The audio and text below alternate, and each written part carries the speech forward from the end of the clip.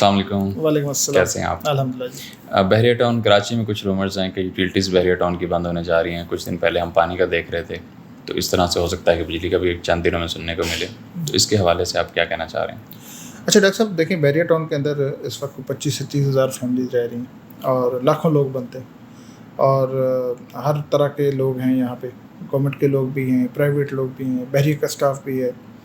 यहाँ पे वो लोग हैं जो बिजनेसेस भी कर रहे हैं, फैमिलीज भी हैं, तो लाखों लोग रहते हैं। तो क्या ये पॉसिबल है कि इतना बड़ा एरिया जिसमें लाखों लोग रहते हों, तो बाकी सारे एमिनिटीज़ और फैसिलिटीज़ हों, तो वहाँ पानी बंद हो जाए या खुदा ना खास्ता इलेक्ट्रिसिटी बंद हो जाए, तो ये पॉसिबल नहीं है। और अगर ये बंद होता है पानी या इलेक्ट्रिसिटी, तो कितनी देर की सर्वाइवल है।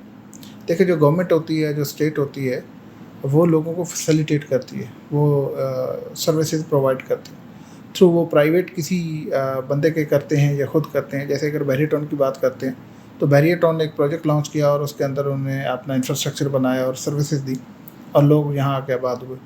तो यहाँ पे जो इंफ्रास्ट्रक्चर बना है या इलेक्ट्रिसिटी या वाटर सप्लाई है, तो वो थ्रू एक प्राइवेट बंदे हुई, बट अल्टीमेटली तो ये गवर्नमेंट की और स्टेट की जिम्मेदारी होती है।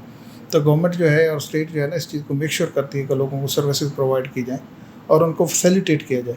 और अगर खुदा ना खास्ता यहाँ कोई इस तरह का कोई इशू आता है, तो डेफिनेटली गवर्नमेंट जो है या स्टेट जो है, अब पहली तो जिम्मेदारी बहरिया टाउन की बनती है। और अगर खुदा ना खास्ता बहरिया टाउन के वो उससे कंट्रोल से बाहर है या उसकी रेंज से बाहर है, तो फिर जो है गवर्नमेंट इसमें इंटरवेन करेगी और इन चीज़ों को मेक श्योर करेगी। बिल्कुल सही है, लेकिन ये भी तो हो सकता है कि बहरिया टाउन जो बिलिंग ले रहा है यहाँ के सार्फिन से, तो वो आगे पे ना कर रहा हो, तो इसकी वजह से तो फिर डिस्कनेक्शन के चांसेस हैं।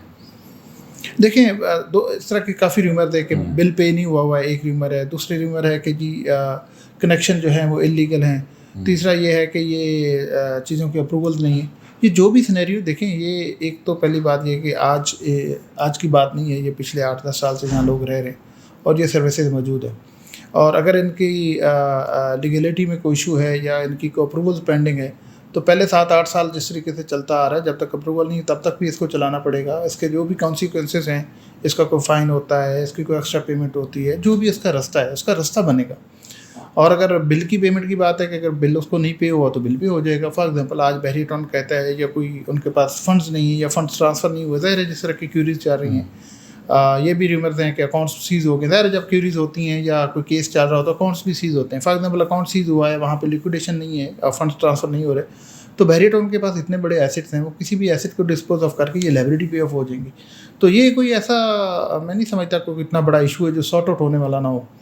देखिए, बहरिया टाउन के पास यहाँ पे बहुत सारी वो इन्वेंट्री है या प्रॉपर्टी है जो लोग ले चुके हैं, जो अपने घर भी बना चुके हैं या जिनके पास प्लॉट्स हैं, जो विलास है। इसके अलावा बहुत सारी और भी इन्वेंट्री होगी जो बहरिया टाउन के अपने पास पड़ी हुई, तो वो बहरिया टाउन का एसेट है और उसकी एक वैल्यू है। तो इस तरह की कोई भी लायबिलिटी होती है गवर्नमेंट की तरफ पेंडिंग होती है या कुछ भी है, तो उसके पास डिस्पोज ऑफ करके और उसको पे करने की मल्टीपल उसके पास ऑप्शन है। ऐसी बंद गली में नहीं है खुदा ना खास्ता। जितना बड़ा ये प्रोजेक्ट है, जितनी बड़ी इसके अंदर जिसे कहते हैं इसके पास एसेट्स हैं, इसमें तो कई एक इस तरह के और प्रोजेक्ट खड़े हो सकते हैं इस बेस पे।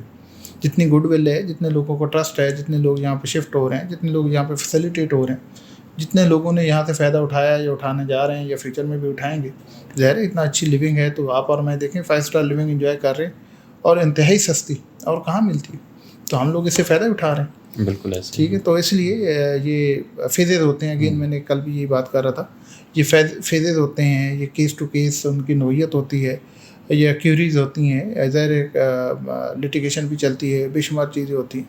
और जब आप इतना बड़ा इंफ्रास्ट्रक्चर बनाते हैं तो उसमें बहुत सारे लूज लूप भी होते हैं जो कि होने नहीं चाहिए। मलिक साहब को हर चीज़ क्लियर करके चलना चाहिए, लेकिन ज़ाहिर है हमारा सिस्टम ऐसा है कि उसमें लूज लूप होते हैं और हर लूज लूप को जो है उसका करेक्शन की भी ऑप्शन होती है, उसको सॉर्ट आउट करने की भी ऑप्शन होती है। तो मेरा नहीं ख्याल कि इसमें कोई ऐसी चीज़ है जो सॉर्ट आउट होने वाली ना हो, बट फॉर द टाइम भी एक परेशानी ज़रूर है। और दूसरी बात ये है कि हम लोग जिस पिछले 3 साल से जिस फेज़ से गुजर हैं, इकोनॉमिक क्राइसिस के फेज़ से गुजर हैं, स्पेशली बहरिया टाउन के अंदर जिसकी भी इन्वेस्टमेंट है, जो भी कारोबार कर रहा है, जो भी जिसका भी यहाँ पे स्टेक लगा हुआ, तो वो सब लोग परेशान हैं, क्राइसिस का शिकार हैं। और वो चूँकि वो अब मज़ीद प्रोलॉन्ग होता नज़र आ रहा है, तो वो फ्रस्ट्रेशन का लेवल तो बहुत हाई है, लेकिन इम्पॉसिबल कोई चीज़ नहीं खुदा ना खास्ता। बिल्कुल। Thank you so much sir. शुक्रिया।